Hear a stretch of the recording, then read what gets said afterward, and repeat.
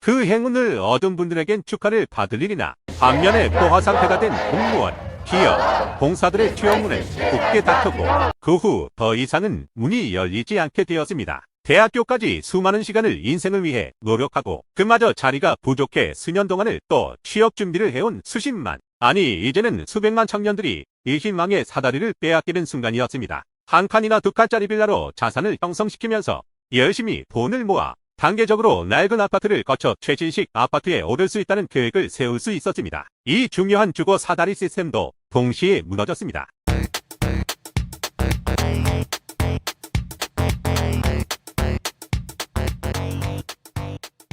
부동산 정책 실패를 주제로 한 영상이라 부득불 과거 정부를 질타한 면이 있습니다.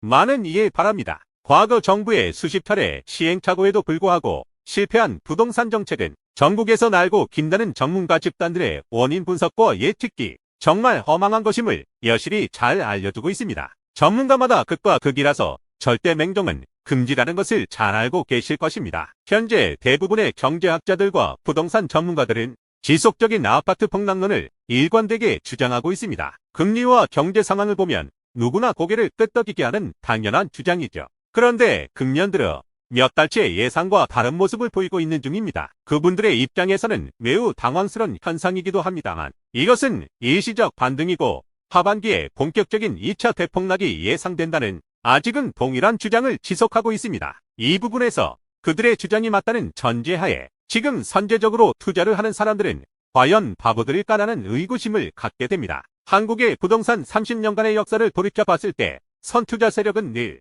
전문가들의 예측을 비웃듯이 역행하며 승리해왔기 때문입니다. 교과서적인 그래프, 지수 등을 이리저리 조합하여 만들어낸 이론적인 지식은 절대 필드에서 실전 경험으로 익힌 촉과는 상대가 안 된다는 것이 명백하기 때문입니다. 솔직히 미래의 예측은커녕 지난날 결과에 대한 원인 분석조차도 못하는 게 다반사라 저는 생각합니다. 지난 정부에서 왜 아파트가 폭등을 했을까요? 그리고 왜 현 시점에서 죽지 않고 반등의 신호를 나타낼까요? 과거 이 현상에 대해 정확한 분석과 진단에 실패한 전문가들의 선택은 결국 즉흥적인 체벌과 같은 규제 일변도 뿐이었습니다. 그러기에 전 정부에서 25차례나 정책을 변경해도 약발이 먹혀들지 않고 실패한 이유이기도 하죠. 강둑은 무너뜨려 놓은 채 핀셋 정책으로 바위돌을 이쪽 저쪽에 던져보는 방식이었죠. 물론 재수없는 사람들은 그 바위돌에 맞아 죽는 이들도 있었겠으나 그 물길은 결국 못 막았죠.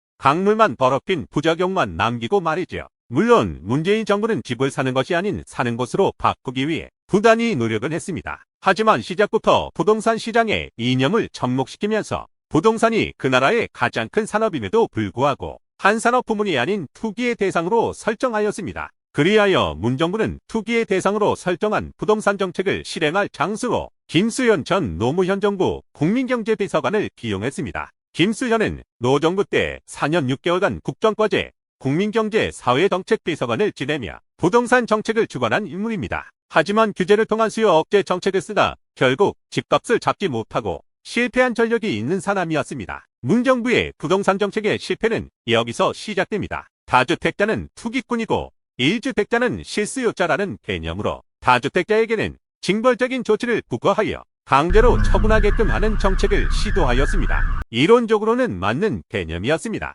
가급적 1주택자에게는 많은 혜택을 주려 했던 정부의 선한 의도도 물론 있었습니다만 국민들은 1주택자와 무주택자로 갈라치며 내 편과 내 편으로 갈라지기 시작한 때이기도 합니다. 당시에 1가구 1주택 개념이 강조되면서 똘똘한 집 한 채란 신조어도 생겨났죠. 이 강력한 규제의 대상인 다주택자들은 정작 극히 일부인데 반해 진짜 폭등 문제의 발단은 엉뚱한 곳에서 잉태되었죠. 이 사실은 책상 위에서만 계산기 두들기는 학자들은 아직도 인정 못하는 실제 필드에서 서민들의 움직임을 간파한 일부 전문가들만 알고 있는 사실일 수 있습니다. 부동산 정책을 바라보는 대다수 국민들에게 과거엔 없던 주택에 대한 인식의 변화가 생겨나게 되었지요. 모든 이들이 아파트에만 관심을 가지기 시작한 것입니다. 3억짜리 빌라를 3개를 갖고 투기꾼으로 몰려 징벌적 세금을 무는 것보다는 9억짜리 아파트에서 선량한 국민 자격으로 절세의 혜택과 가격 상승의 혜택을 선택하게 되었습니다. 이런 현상은 무주택자나 1주택자,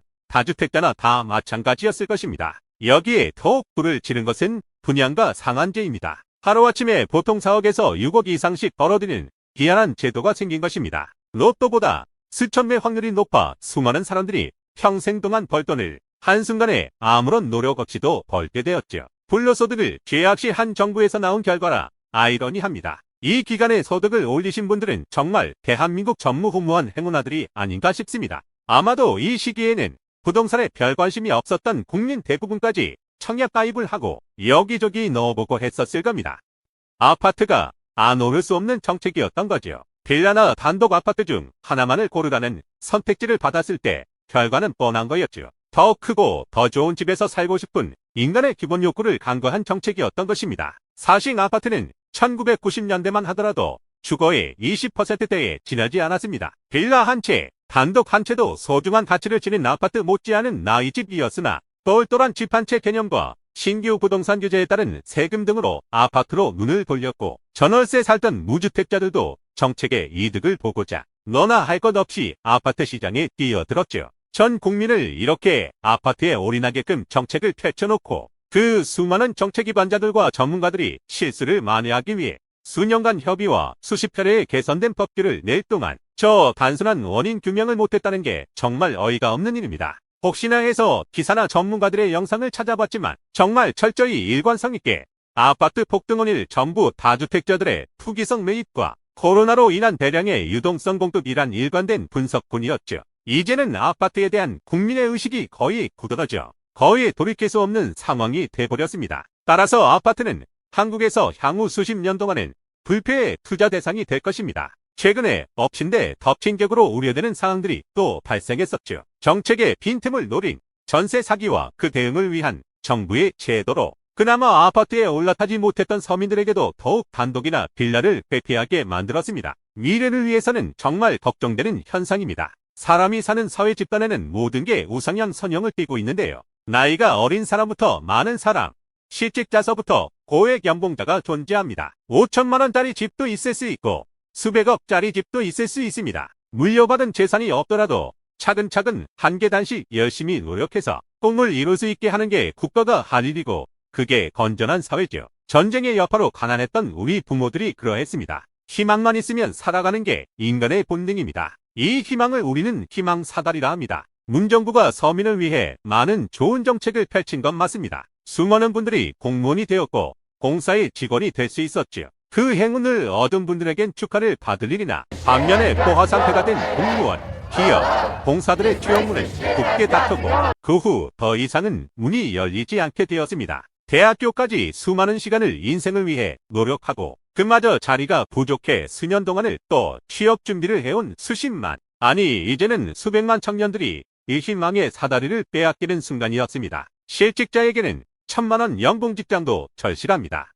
2천만 원 연봉자는 4천만 원 주는 회사가 꿈이겠지요? 기술을 익히고 노력하여 차근차근 올라가는 게 희망사다리입니다. 노동단체에서 주장하는 고임금, 고연봉제도 좋은 뜻이지만 그것은 거의 기득권만을 위한 것이고 그것으로 인한 신세대 청년들이 당하는 불이익, 취업 절벽도 심각하게 고민해야 합니다. 집도 마찬가지입니다. 과거엔 누구나 열심히 일하다 보면 언젠가 원하는 집을 살 수 있다는 희망이 있었습니다. 한 칸이나 두 칸짜리 빌라로 자산을 형성시켜 열심히 돈을 모아 단계적으로 낡은 아파트를 거쳐 최신식 아파트에 오를 수 있다는 계획을 세울 수 있었습니다. 이 중요한 주거 사다리 시스템도 동시에 무너졌습니다. 푼푼이 절약해 한 칸 빌라부터 시작한 사람은 손해보게 만들었습니다. 이제는 재산 가치가 없어진 빌라 등에는 누구도 쳐다보지 않습니다. 오직 아파트입니다.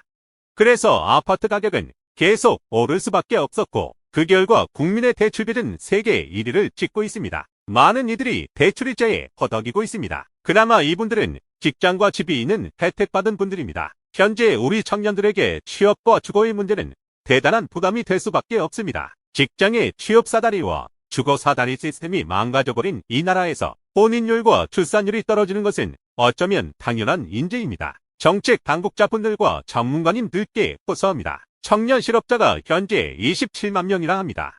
아마도 한 번도 취업 못 해본 통계조차 잡히지 않는 청년들의 수는 몇 배, 몇십 배 더 많을 겁니다. 출산율 높인다고 엉뚱한데 낭비하시지 말고 기업체에게 공장을 많이 짓게 하여 주십시오. 청년들로 하여금 먹고 살게 하면 출산율은 자연히 증가될 것입니다. 최저임금제 올리는 것은 우리 청년들의 취업에 전혀 도움이 되질 않습니다. 진정 노동자를 위한다면 그 돈으로 정보 유능한 사원들을 더 고용해 주십시오. 그리고 트럼프 전 대통령처럼 국내에 공장이 많이 유치되도록 각종 규제를 풀고 세제 혜택을 주십시오. 그래서 청년들이 직장을 갖게 해야 합니다. 포퓰리즘적인 공돈 살포는 조금도 도움이 안 됩니다. 그 돈으로 일자리를 만들어 주십시오. 라이프 스킬스였습니다.